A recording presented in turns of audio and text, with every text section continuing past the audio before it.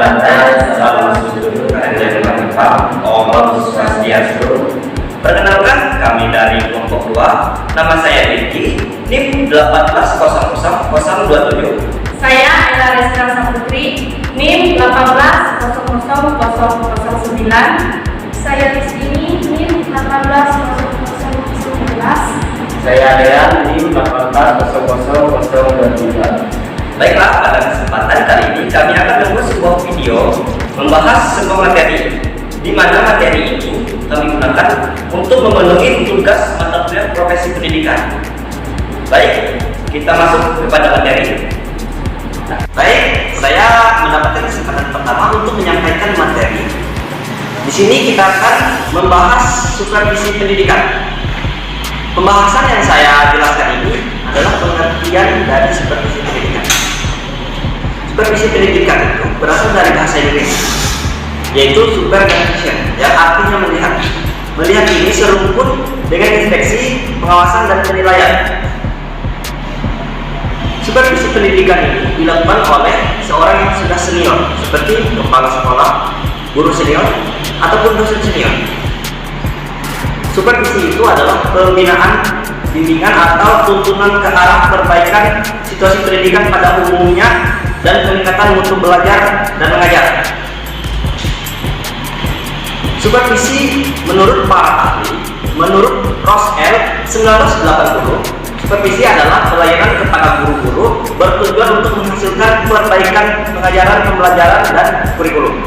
Sedangkan Purwanto 1987, supervisi adalah suatu aktivitas pembinaan yang direncanakan untuk membantu para guru dan pegawai sekolah dalam melakukan pekerjaan secara efektif agar proses belajar dan mengajar dapat berjalan lancar dan sesuai dengan tujuan pembelajaran. Baik, saya akan lanjutkan penjelasan tentang tugas supervisor. Tugas dari supervisor antara lain sebagai berikut. 1. Melakukan pembinaan pengembangan kualitas sekolah, kinerja kepala sekolah, kinerja guru, dan kinerja seluruh staf sekolah. Yang kedua, melakukan evaluasi dan memonitoring pelaksanaan program sekolah beserta pengembangannya. Yang ketiga, melakukan penilaian terhadap proses dan hasil program pengembangan sekolah secara kolaboratif dan stakeholder sekolah. Baik, selanjutnya saya akan melanjutkan menjelaskan tentang tujuan supervisi pendidikan. Menurut Mulyasa 2013, tujuan supervisi pendidikan diantaranya yaitu membina kepala sekolah dan guru untuk lebih memahami tujuan pendidikan yang sebenarnya dan peranan sekolah dalam merealisasikan tujuan tersebut. Yang kedua, memperbesar kesanggupan kepala sekolah dan guru untuk mempersiapkan peserta didik menjadi anggota masyarakat yang lebih efektif. Yang ketiga, membantu kepala sekolah dan guru mengadakan diagnosis secara kritis terhadap aktivitasnya dan kesulitan belajar mengajar, serta menolong mereka merencanakan perbaikan. Yang keempat, meningkatkan kesadaran kepala sekolah untuk guru serta warga sekolah lain terhadap cara kerja yang demokratis dan komprehensif, serta memperbesar kesediaan untuk tolong-menolong. Yang kelima, memperbesar semangat guru dan meningkatkan motivasi berprestasi untuk mengoptimalkan kinerja secara maksimal dalam profesinya. Yang keenam, membantu kepala sekolah untuk mempopulerkan pengembangan program pendidikan di sekolah kepada masyarakat. Yang ketujuh, melindungi orang yang disupervisi terhadap tuntunan yang tidak wajar dan kritik yang tidak sehat dari masyarakat. Kedelapan, membantu kepala sekolah dan guru dalam mengevaluasi aktivitasnya untuk mengembangkan aktivitas dan kreativitas peserta didik. Yang terakhir, 9, mengembangkan rasa kesatuan dan persatuan di antara guru. Baik, saya akan melanjutkan penjelasan tentang teknik individu, yaitu teknik individual ialah bantuan yang dilakukan secara sendiri oleh petugas supervis, baik terjadi di dalam kelas maupun di luar kelas. Dalam hal ini yang disupervisi mungkin juga perorangan, tapi mungkin juga bukan hanya seorang. Teknik kelompok yaitu kelompok dalam teknik yang digunakan bersama-sama oleh supervisor dengan sejumlah guru dalam suatu kelompok. Beberapa orang yang diduga memiliki masalah kelompok secara bersama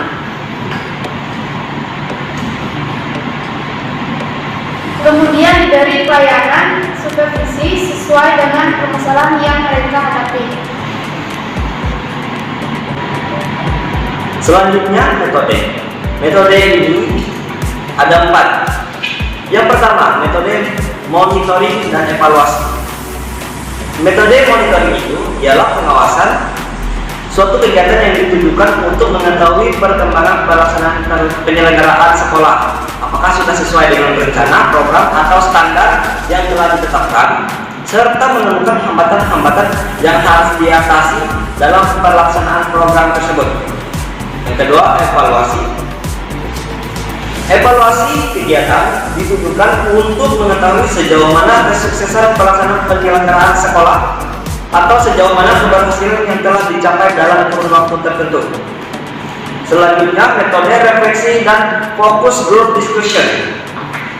Secara bersama-sama, pihak sekolah dapat melakukan refleksi terhadap data yang ada dan menemukan sedikit faktor-faktor penghambat serta pendukung yang selama ini mereka rasakan. Forum ini dapat berbentuk fokus group discussion atau FGD yang melibatkan unsur-unsur stakeholder sekolah. Diskusi kelompok terfokus ini dapat dilakukan dalam beberapa putaran sesuai dengan kebutuhan. Selanjutnya, metode Delphi.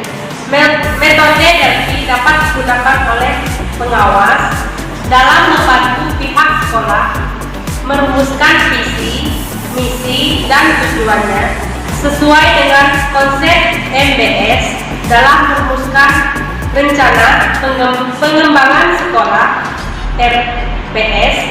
Sebuah sekolah harus memiliki rumusan visi, misi, dan tujuan yang jelas dan realistis yang digali dari kondisi sekolah, peserta didik, potensi daerah, serta pandangan seluruh stakeholder.